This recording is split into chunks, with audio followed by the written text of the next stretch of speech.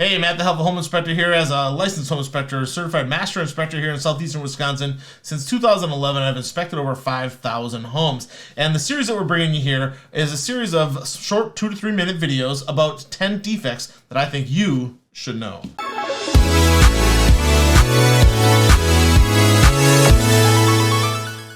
Alright gang, so we're here today to talk about one of the most important safety devices you can have in your home, and that is a smoke detector. Smoke detectors and carbon monoxide detectors, the basic rule is here, you want to have one per floor that is less than 10 years of age. Now that is the minimum basic safety for every single home. When it comes to smoke and carbon monoxide detectors, there's lots of different options that are available to you, and you need to select the one that you think is right for your home. The three types that we're talking about is an ionization, which will be indicated by a little symbol I. We'll put it up in the corner up here.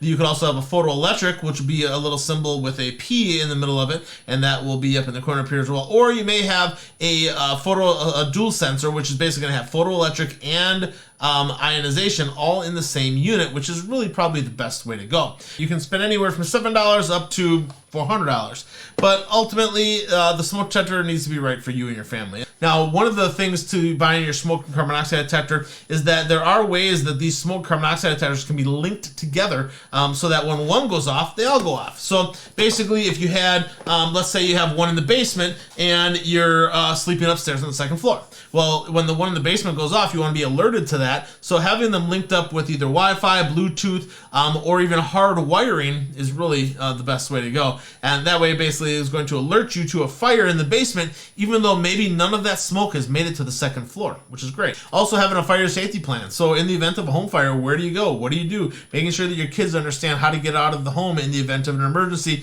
and let them hear what a smoke detector sounds like so they can identify the sound, not be scared of the sound necessarily, but be alerted to the fact that there is a problem and they need to go follow the fire safety plan that you and your family have come up with.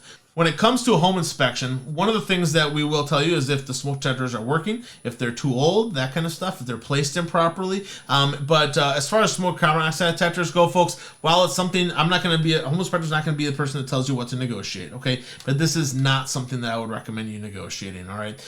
Smoke carbon monoxide detectors, if you negotiate for the sellers to make the repair there, they're going to go to the clearance rack at Walmart and buy the cheapest thing they possibly can, okay? Where you are going to spend that extra $5 on your family and get a little bit nicer unit that's going to be more likely to function in the event of an emergency, okay? So don't make it a negotiable item, and you're talking about 20 to 30 bucks a piece, okay? So we're not talking about break the bank type of numbers here, all right?